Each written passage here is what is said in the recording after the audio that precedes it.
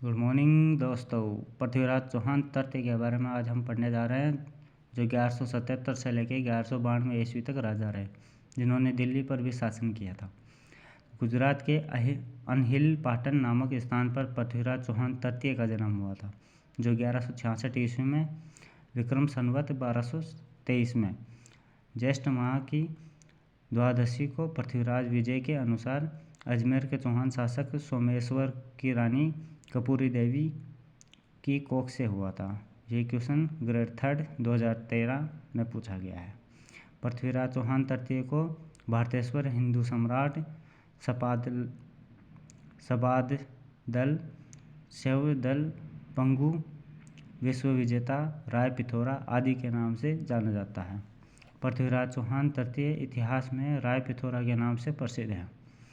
11 वर्ष की आयु में 1177 ईस्वी में पृथ्वीराज चौहान तृतीय का राज्याभिषेक अजमेर में हुआ था।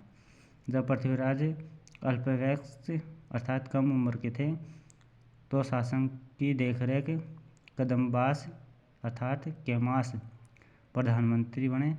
वह भुवनेकल सेनाध्यक्ष कपूरी देवी के चाचा थे। गौरी के आक्रमण के समय चालुक्यों को सहायता देने के विरुद्ध पृथ्वीराज ने कदम्बास था। 1178 ईस्वी में सर्वप्रथम अपने चचेरे भाई नागार्जुन के विद्रोह का दमन किया। कैमास की सहायता से पृथ्वीराज तृतीय ने गोडापुर गुरुग्राम के रूप में पराजित किया। 1178 ईस्वी में पृथ्वीराज तृतीय ने शासन सत्ता अपने हाथ में ली।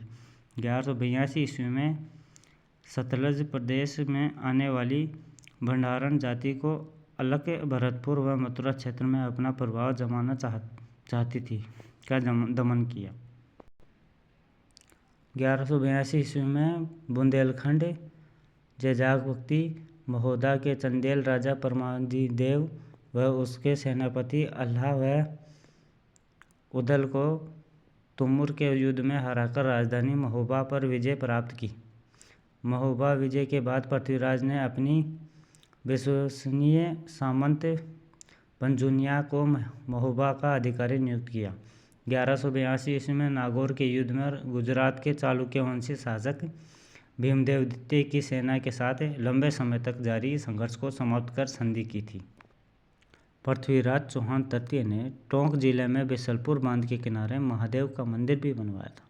पृथ्वीराज चौहान तृतीय ने दिल्ली में लालकोट शहर में राय पिथौरागढ़ का निर्माण करवाया। पृथ्वीराज चौहान तृतीय ने विद्वानों को प्रोत्साहित करने के लिए अजमेर में कला साहित्य विभाग की स्थापना की। इसके प्रथम अध्यक्ष अधिकारी पद्मनाभ थे। पृथ्वीराज तृतीय के दरबार में उस समय के ज्येष्ठ विद्वानों के आश्रय पाया जाता है, जिनमें बागेश्वर, विद्यापति गौड़, जनार्दन विश्वगुरु, पृथ्वी भट्ट, चंद्रबरदाई, जयानक प्रसिद्ध हैं। कश्मीरी विद्वान जयानक ने पुष्कर झील के किनारे बैठकर पृथ्वीराज विजय नामक ग्रंथ की रचना की, जिसमें तराइन के युद्धों का वर्णन नहीं मिलता है। जयानक विशलदेव सोमेश्वर का पृथ्वी चौहान तृतीय के दरबार में रहा। पृथ्वीराज चौहान तृतीय का प्रथम शिलालेख बडल्या या बेदल्या का शिलालेख है। पृथ्वीराज चौहान तृतीय का अंतिम शिलालेख आवलंदा का शिलालेख है। कन्नौज के गढ़हल वंश का राजा जयचंद को हराया तथा उसकी पुत्री संयोगिता से गंधर्व विवाह किया। यह घटना चौहानों व गढ़हलवालियों में शत्रुता का तत्कालीन कारण भी था। इस घटना को पृथ्वीराज रासो, सुरजनचरित्र, आईन अकबरी व वेद व डॉक्टर दशरथ शर्मा सत्य मानते हैं।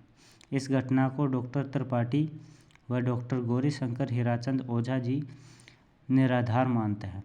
पृथ्वीराज रासो चंद्रबरदाई द्वारा रचित महाकाव्य, जिसमें अंतिम भाग इसके पुत्र जलहन ने पूर्ण किया।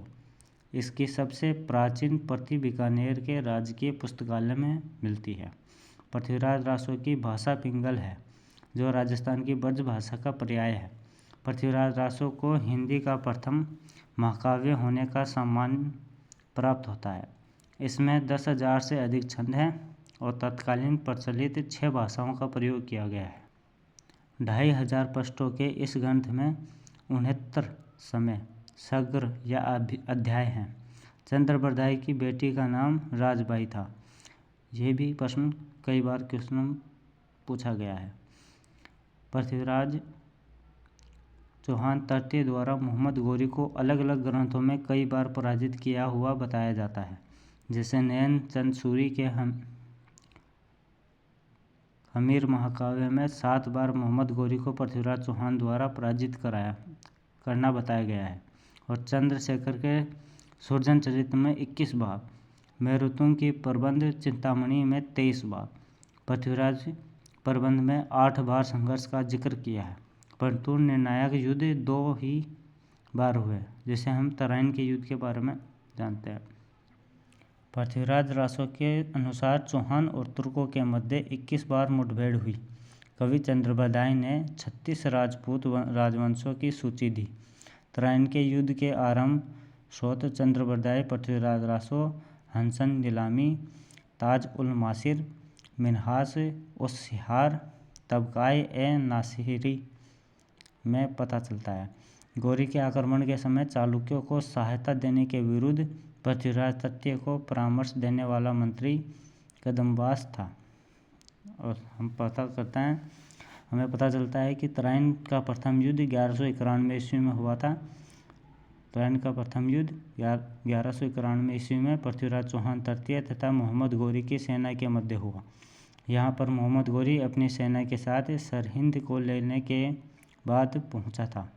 पृथ्वीराज ने तबरहिंद, सरहिंद, भटिंडा दुर्ग काजी जियाउद्दीन से छीन लिया और काजी को बंदी बनाकर अजमेर लाया गया, जहाँ पर उसे धन लेकर गजनी लौटा दिया गया। इस युद्ध में पृथ्वीराज चौहान का सेनापति खांडेराव था। तराइन का द्वितीय युद्ध 1192 ईस्वी में। तराइन के प्रथम युद्ध में शहाबुद्दीन मोहम्मद घोरी के हारने पर गजनी जाकर पुनः अपने संगठन शक्ति को मजबूत किया तथा तुर्क, ताजिक और अफगानों की सेना में सम्मिलित करके 1,20,000 सैनिकों की सेना का गठन किया। लाहौर का मुल्तान के मार्ग से पुनः तराइन के मैदान आ पहुंचा। हसन निजाबिन के अनुसार सुल्तान जब लाहौर पहुंचा तो उसने एक दूत किवाम उल मुल्क को पृथ्वीराज के पास भेजा कि पृथ्वीराज उसकी अधीनता स्वीकार कर ले। प्रयुक्त में पृथ्वीराज ने उसे गजनी लौटने की सलाह दी। पृथ्वीराज का सेनापति खांडेराव तराइन के द्वितीय युद्ध में मारा गया था। पृथ्वीराज चौहान तृतीय ने मंत्री सोमेश्वर व प्रताप सिंह जो मोहम्मद घोरी से जा मिले, जो पृथ्वीराज की पराजय का कारण बने। पृथ्वीराज चौहान ने अपने शासनकाल में तोमरों से लड़ाई नहीं की। तराइन का द्वितीय युद्ध भारतीय इतिहास में युग परिवर्तनकालीन घटना थी। ये भारत में इस्लामिक राजतंत्र की स्थापना के लिए उत्तरदायी युद्ध माना जाता है।